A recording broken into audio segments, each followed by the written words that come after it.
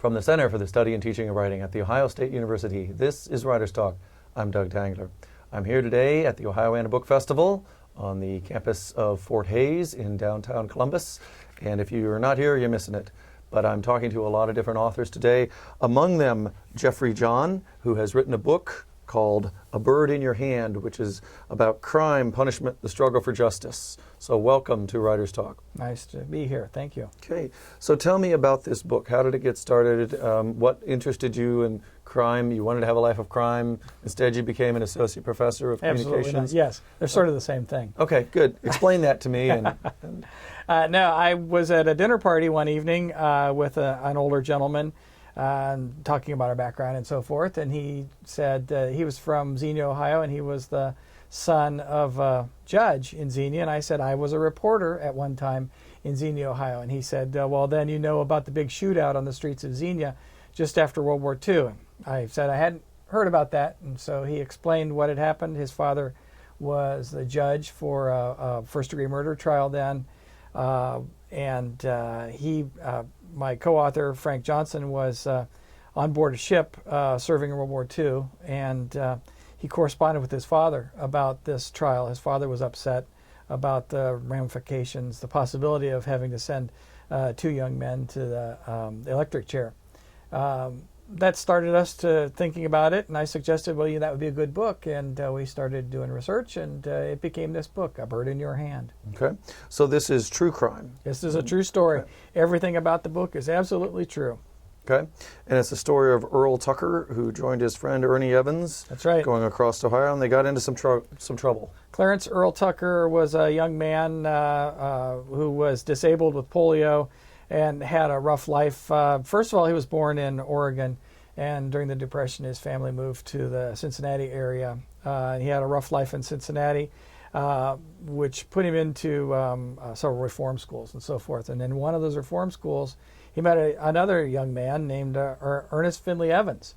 And the two of them became good friends. Ernie Evans went off to World War II to serve in undistinguished fashion as a pilot candidate, but he washed out. And when he came back, he couldn't find a job. Earl Tucker was unable to find decent employment too. One of the things that Earl was able to do was get the keys to a place where he was working, a hotel, and fashion a key for himself so that he could break in. And the two of them broke in and stole a case of whiskey, sold it for $600 across the river in Newport, Kentucky, used the proceeds from that. They drove in a stolen car up to Akron, the Akron area, to visit one of Ernie's old wartime girlfriends. Well, she was kind of surprised to see him show up there, and they didn't have much of a weekend. And on the way back, they stopped in at a restaurant in Cedarville, Ohio, and scared the bejeebers out of the clerk in there, who warned the sheriff's deputies ahead of time over in Xenia. These bad guys are coming through town. You might want to be on the lookout for them. Sure enough, Clarence and Ernie, Earl Clarence and Ernie ran a stoplight in Xenia and were stopped by the police. Evans pulled a gun out of the car and started shooting, killed one of the two officers, wounded the other one, was himself wounded. The two of them were arrested and sentenced. Went through the courts with Frank's father and were sentenced to life in prison.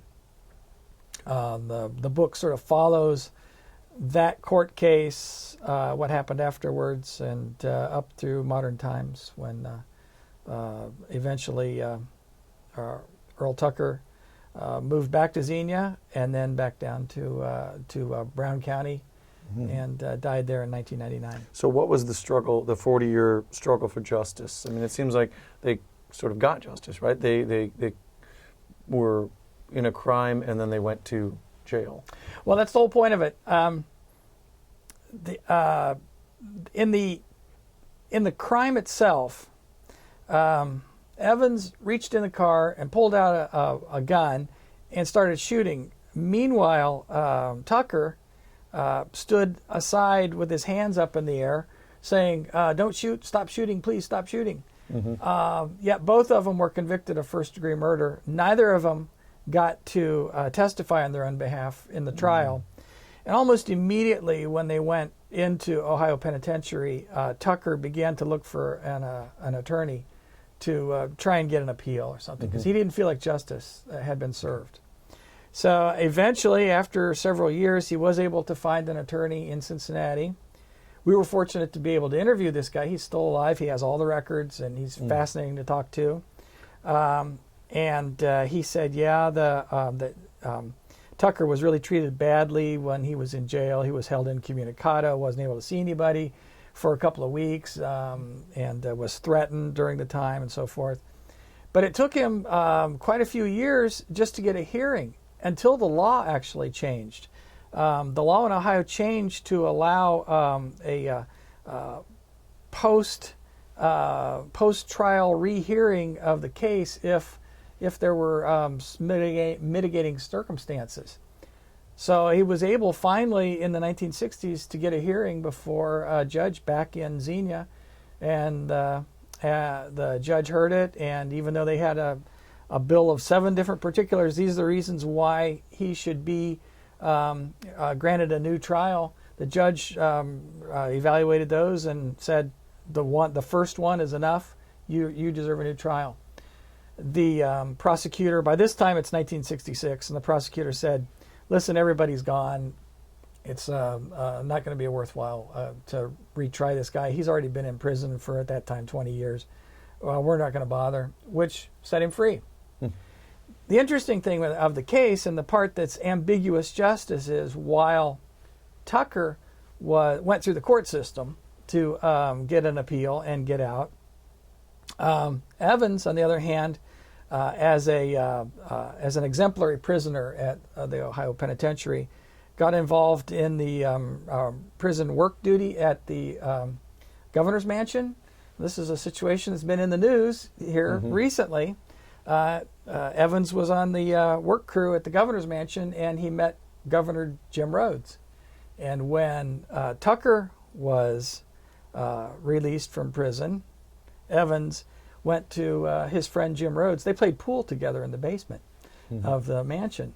And Evans went to Governor Rhodes and said, "Hey, my accomplice in the crime has been released. Can you do something for me?" And within 2 months, Governor Rhodes signed the release and let him out. So he's the actual murderer in the case, and he got out by being a friend of the governor, whereas the other guy had to go through the court system. Okay, so it's a story. It's an uplifting story. Then in the end, you know, they both got out of prison. That's the uplifting part of it. Evans died within 5 years or so after getting out of prison. He married and had a family, and he didn't live long. Tucker, on the other hand, as I said, he came back to Xenia because it turns out that he was never able to be freed from the bad reputation that he had. He had several jobs, and apparently in these jobs people would find out that he was an ex-con, and there would go the job. So he came back to Xenia and pestered the editor at the Xenia newspaper to say, "Because of you and because of your reporting on the case, I was convicted. I want you to rewrite the story that he had written back in 1946. By this time it's 1978, and so it's 30 years, 40 years ago. You can imagine the people at the newspaper. Oh, is it still the same people in the newspaper, though? The same people. In fact, the guy who had been the reporter at the original trial in 1946 was now the publisher of the newspaper. And didn't want to retract what he'd said earlier. Didn't retract. No. It's not in the errata section of the newspaper. No, we regret to have. We regret. Well, in fact, Tucker bought a little. All he could afford was a little 1-inch personal ad, and so he put a little personal ad for about a week in the paper saying, "Notice is hereby given that I'm innocent of all the things that I'm accused of, and my name." In the trial, he's called Clarence because his name was Clarence Earl Tucker, and he says, "My name is Earl, not Clarence." And then he left town. Okay. So, what was your process in writing this book? You've done a lot of research on it. You've talked to the people involved. How long did it take you to write it when you had done all that? The research and writing took about 3 years. A couple of years to do the research. As I say, we were fortunate to be able to find the attorney that represented Tucker in the hearing in the early 1960s. We were able to find the girlfriend that Evans went to visit in the Akron area. I went up to interview her. I spent many hours at the Ohio Historical Society archives. I got into the Dayton Daily News archives. I got into the Xenia Gazette archives.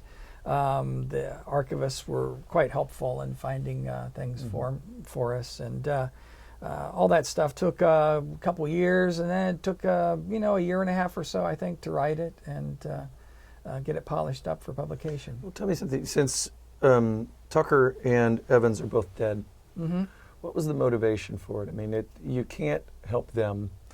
You can tell the story in the hopes that something like this doesn't happen again. But that's a lot to hope to pin your hopes on 3 years of your life to working on a project like this. In other words, why did I write the book? Yeah. Well, as I mentioned before, I'm a former journalist. I worked at the Xenia Gazette, and after that, I was a journalist working as a magazine editor. That's what I do. And I just thought it was an interesting challenge, and it was time to do something that was a little more substantive. So that's what. Okay, good reason. Good reason. Yeah. Well, Jeffrey John, I thank you very much for being here on Writers Talk. And the book again is A Bird in Your Hand, and is available at all kinds of places. Amazon.com and Barnes & Noble. .com. And there's a bookstore in the center of Xenia. It's for sale there. Okay. And Because Xenia didn't throw you out when you unveiled all the bad things it had done. Okay. I've had lots of people in town say that it's a fascinating and wonderful book. Good, good. All right, well, thank you very much for being here. Sure. Thank you. And from the Center for the Study and Teaching of Writing at The Ohio State University, this is Doug Dangler.